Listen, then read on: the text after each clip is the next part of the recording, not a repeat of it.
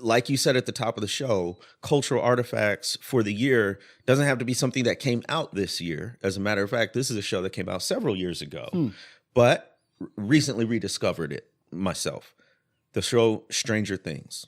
Nice, yeah. Did you watch Stranger Things? Absolutely. Man, I'm caught up. So it's the funniest thing. My son, his favorite holiday is Halloween. His favorite stuff is kind of scary stuff, spooky, not blood, gore, but like just sort of thriller kind of things. So just randomly, we happened to watch season 4 of Stranger, which was super intense for like young kids. For real. He's not that young. He's a teenager now. Wow. But then he liked it so much. Bro, hold up. I just feel old. I feel like gray hair has just popped out of this side of my beard. Yeah. Nothing will make you age faster than realizing how fast your kids grow up. But we watched season 4. He liked it. And then there was this long gap. And then one day I was just like, hey, do you want to watch, season 1? He's like, sure, let's watch it. Bro, when I tell you, so this is probably part of it, is seeing his reaction. He freaking loves the show. Wow. We even got him this varsity jacket that Stranger Things from the high school. And like I'll just look over at him sometimes and he'll like literally jaw open, just like marveling at the show, the cold opens, all of it. And going back, I loved the show too. I don't think I appreciated it till I was watching it with him, how much I liked it, but how well they did it in every element of it. First of all, character development, which is great, but you can still fumble the ball even though you have kids who are growing up and there's like a natural character development that happens there. They did it really well with each character. They did an ensemble cast where every character has their place, doesn't seem overlooked or superficial. They add characters every season that gel really well and make real sense. There's an element of whimsy and like humor, but there's also a very deep, fear element there as well. There's the nostalgia. That's my favorite part. They did the 80s so well. We just finished up season 3. They're at the Starcourt Mall. I'm like, oh yes, I remember those stores. I remember those colors. I remember those fashions. And so it's just been so much fun. And then to literally binge it. I mean, we're looking at like That's two amazing. and a half episodes a night. And then we're about to start season 4 all over again. And so the that's been Vecna fun. arc, I believe that's in season Yes. 4, the most recent. The Vecna arc was brilliant. Whoa. It was a brilliant arc. Yeah. I love that. I really enjoy Stranger Things. It's one of those shows that does spark a lot of joy and also feels like a good binge show, but also not a binge show that's almost like potato chips. Exactly. It feels like it has some substance to it. Absolutely. But they structure it in a way where it doesn't feel like you're being completely overwhelmed. So 100%. that's a great pick. Yeah. It sparked joy. Yeah.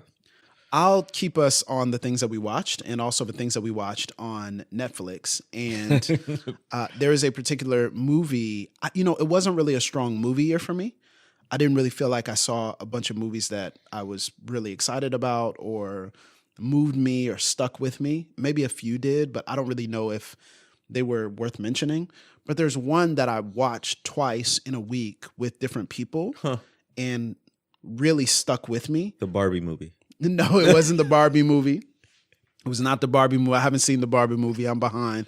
I haven't seen Oppenheimer, so I haven't seen that double feature. That's a surprise. It's awesome that they put out the seen sequel right after that. Barbie then Oppenheimer. That's pretty amazing. But the movie I'm talking about is actually They Cloned Tyrone. Really? Yes. So it's a movie called They Cloned Tyrone, directed by Joel Taylor, starring, of course, John Boyega, Jamie Foxx, Tiana Paris. And so one of my favorite types of films are the woke films, right? Keep your third eye open films. I love those types of films, not because that's my personality, but because I love how it'll be so over the top and then they'll make a really good point. And you like, hold up, wait a second. That's a good point. Is that like the Get Out genre? Yes. So kind of like the Get Out genre, right? Where they're like, it's almost like you're parsing through every decision the director made. like at the end where she's like drinking milk, while she's like looking at, basketball players or whatever to see who she's gonna, latch herself onto next and all this. So it's like, oh, what is this? What does the milk mean? And what is this? All these things. Yes. So They Clone Tyrone is a story about basically a small town hustler who's trying to make it in life, protect, according to what we know about it, protect his brother. And he is involved in a violent incident and realizes that he's a clone. And it is absolutely incredible how they structure the film, how they structure the way in which the people who are doing the cloning, the people who are involved in it, there's just so many different layers and levels. There's social commentary. There's hilarious moments because of Jamie Foxx and Tiana Paris and John Boyega. They do it really well, kind of how they navigate all of this.